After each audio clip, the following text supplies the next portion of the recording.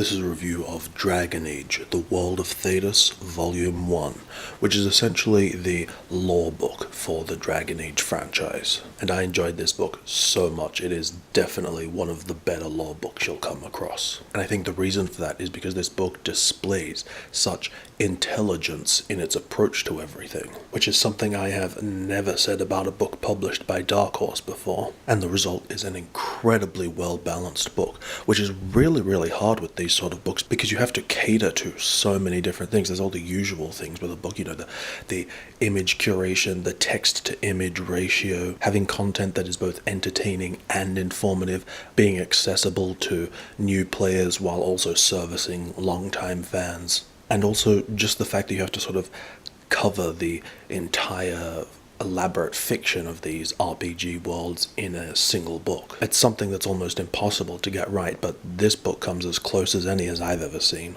So I think more often than not, it's actually pretty common for these lore books to be written as in-world books, as a book you would actually find in the world, written by a character in the world. Whereas this book is actually written from the perspective of a omnipotent, objective, God's eye sort of view. Kind of like you'd expect to find in a real world history textbook. And I don't actually have a preference for one approach or the other. I think they both have advantages and disadvantages, but I do think this book is a clear example of the advantages of using a sort of omnipotent narrator, in that there is significantly less mucking around. All of the text is very information dense, which is great because it's also paired with excellent writing, which probably won't be a surprise to a lot of people.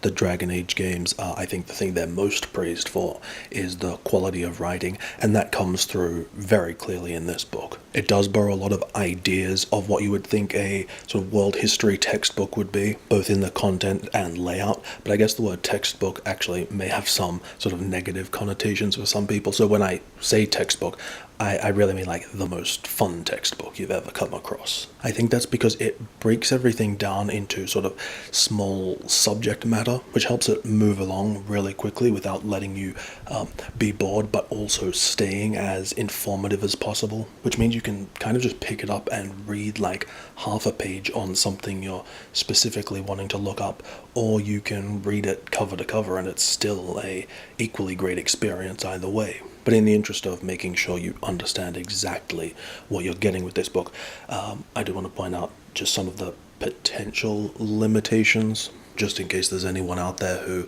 like me, enjoys reading these lore books even if you haven't actually played the game or whatever it's based on, and you're wondering how accessible this might be to someone who's just interested in fantasy fiction, exploring a new fantasy world. From that perspective, I'm not necessarily sure this is a sort of book I would recommend. It is very noun heavy, by which I mean, all these like fantasy names and places and people, and it's very dense in that respect. And so without a familiarity or a context to place those in, it could potentially be very overwhelming or a bit of a slog. I have seen people point out that the book does contain quite a few sort of factual errors, canonical errors, conflicting information. Personally, I didn't notice any of that during my read-throughs, but I have seen it pointed out by people who are much more knowledgeable about Dragon Age than I am. But it does seem to be minor stuff, and probably stuff that really isn't going to mar the experience of the average reader. Also, especially for really big fans,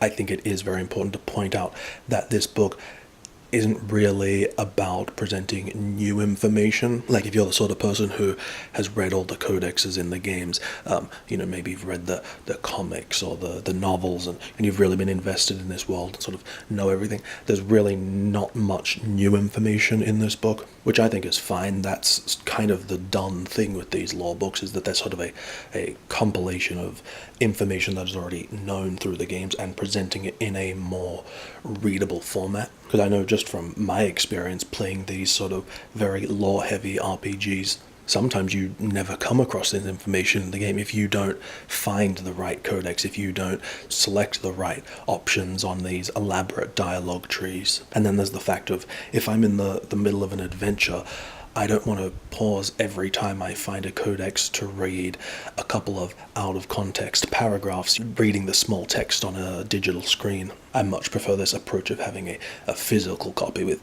everything in order, in context, and being able to, sit down and read it over a longer period. In fact, the first time I read this book was as I was playing Inquisition, which was actually the first Dragon Age game I had ever played, and it really was such a great experience, the way the book was informing and enhancing my time in game, and vice versa. But then I guess there's another aspect that some people might be disappointed by, and that is that the book can't cover everything. Even though this is only the first of 2 volumes, the text is very much an overview of the world of Thedas. And for the longest time, that's been something that has always frustrated me with these physical releases for lore books, is that they are sort of never encyclopedic enough for me. They never go into enough depth and detail. They don't cover everything.